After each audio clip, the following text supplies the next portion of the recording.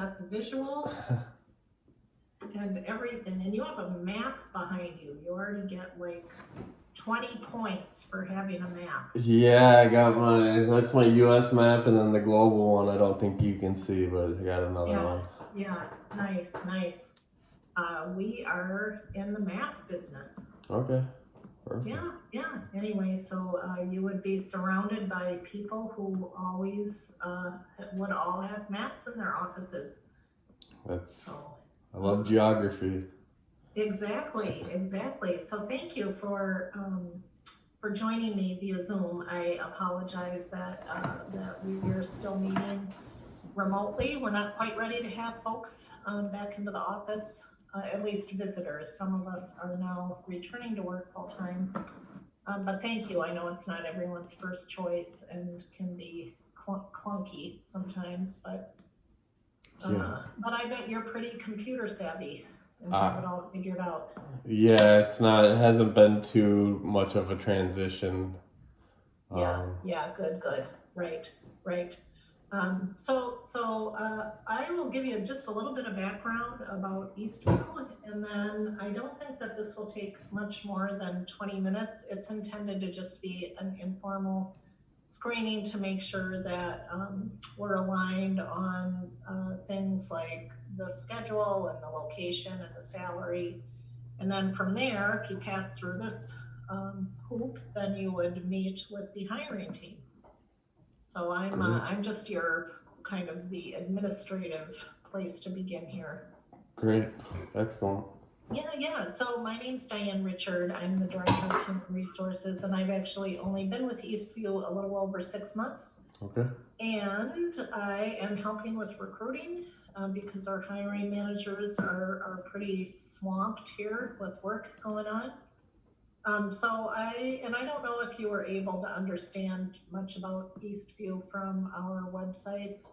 It can be, you can go down a lot of rabbit holes on our website. So I don't know if you were able to figure out what it is we do. Right, there's a lot of information, a lot of different resources and services and stuff.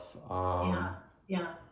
But so to simplify it, it's Eastview is basically 3 companies, and they're actually standalone companies, different federal tax ID numbers. And the first one is the one I work for, which is Eastview Information Services, and that's also where our IT group lives, because it's sort of the administrative and operations arm of the 3. And Eastview Information Services is in the business of collecting information that's hard to gather and making it available to academics and scholars. So a lot of that information is coming from Russia and China and the Middle East, and even includes things like digitizing newspapers from small towns and making them available to libraries, including the Library of Congress. So there's a lot of cool academic connections with the position. And then the second arm of the business is called Eastview Geospatial, and Eastview Geospatial is in the business of creating or selling map data to different entities, including cities that might need map data for, an infrastructure change, or the government might need map data, or, again, academics might need map data. So within that organization, we have a lot of GIS analysts.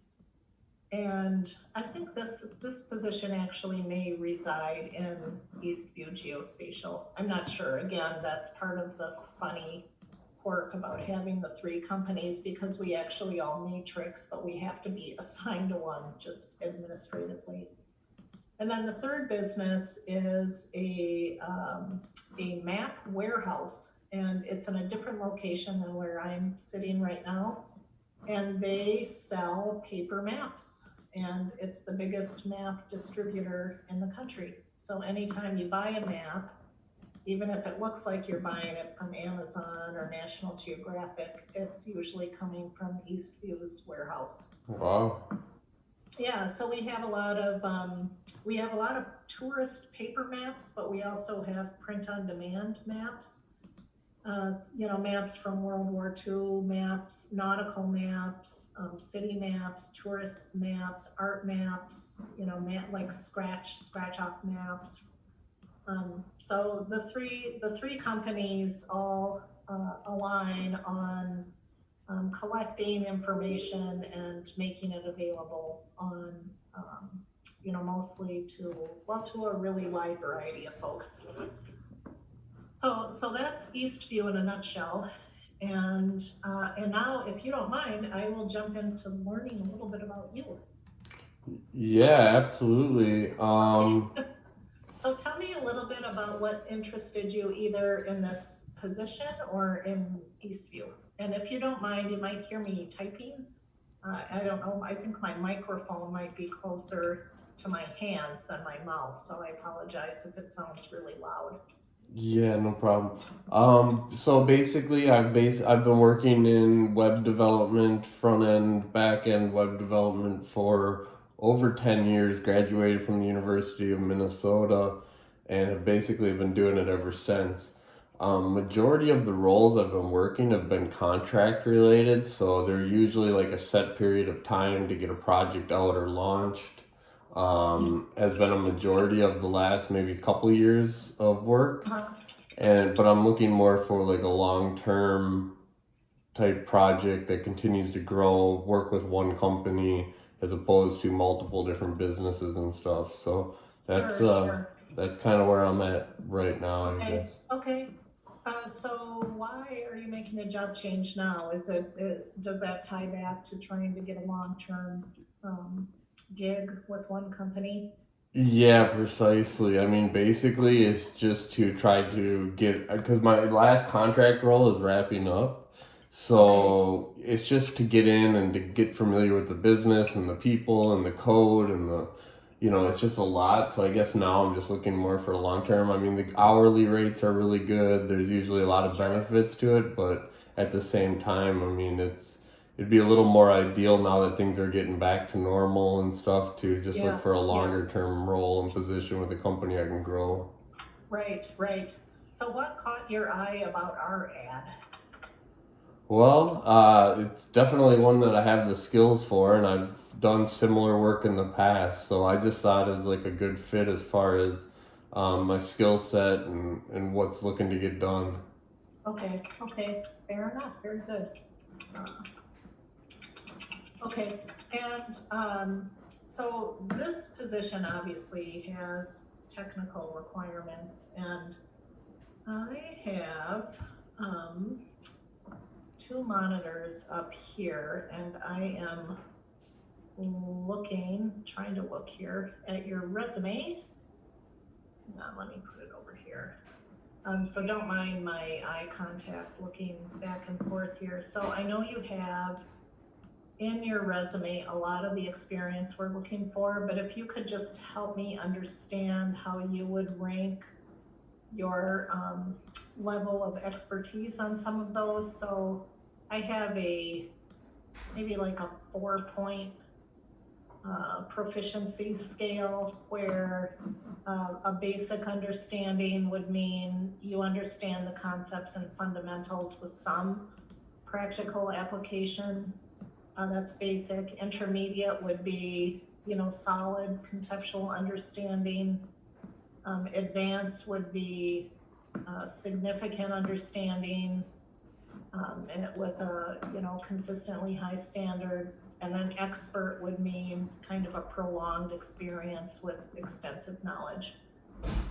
And if you need me to repeat those along the way, but I can also gauge it if you just use layman's terms to answer. But on, let's see, so on Vue JS, TypeScript or other respective tool chains, and again, it's as if I'm speaking Russian to you right now and I won't understand your answer.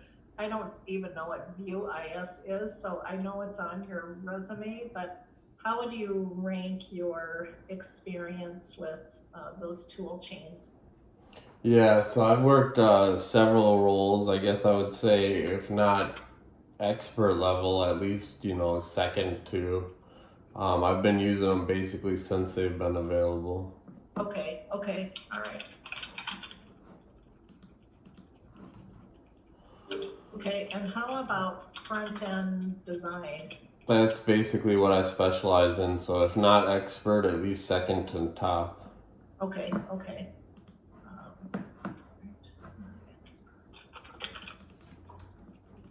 Okay.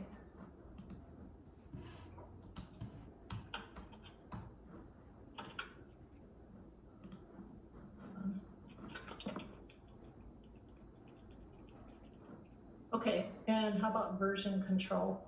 Not a problem. Expert. I mean, GitHub, Bitbucket. I've used them all. Okay, okay. Google Analytics or any webmaster tools? Yep, I've worked with Google Analytics basically since it's been out. I would say expert. Okay.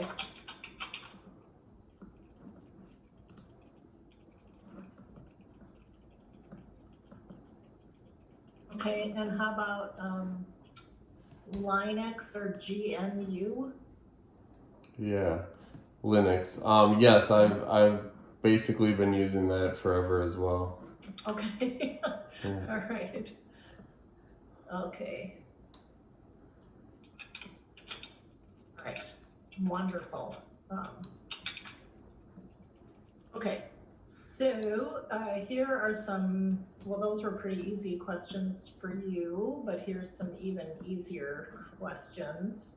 Okay. This position it can work on site and remote. Right now we're in a hybrid. Okay. But if you were working on site, we are located in Minnetonka, just off of 394 and Hopkins Crossroads. Yep. Any barriers to working at that location? Nope, I'm right in the Twin Cities myself. So. Okay. Okay, and then are you authorized to work in the U.S. without current or future need of sponsorship? Yes, I'm a citizen. Okay. All right, and then on salary, tell me a little bit about, I know you were working as a freelancer. This position does have full benefits, PTO, 401k, flexible schedule, free parking, really great people. So tell me a little bit about what your compensation packages you're looking for, whether you break it into your base salary or any of the variable comp elements. Yeah, I mean, it would really depend on what's all available as far as benefits, time off, anything in regards to. So I mean, it would be pretty flexible, but in the ballpark of like 100,000 a year. Okay, awesome.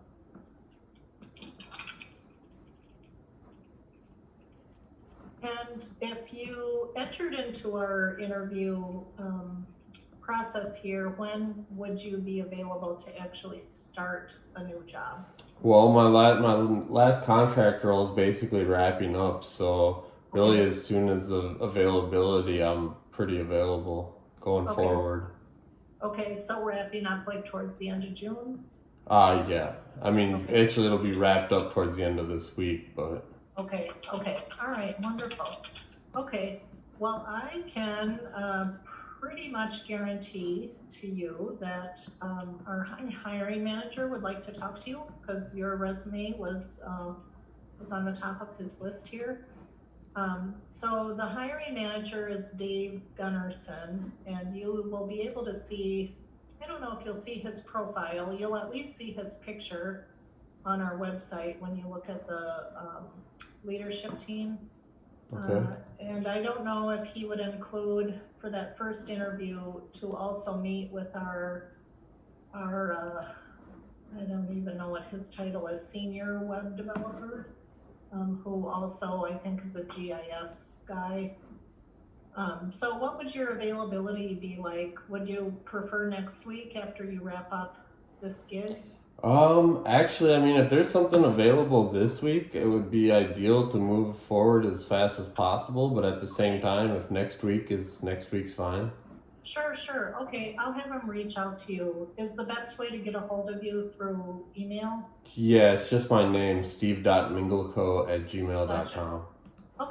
Okay. Well, I'll ask Dave to circle back with you because you passed my series of questions here Great. tonight. The requirements. So That's yeah, so I will hand you up to the much more interesting and capable hands of Dave.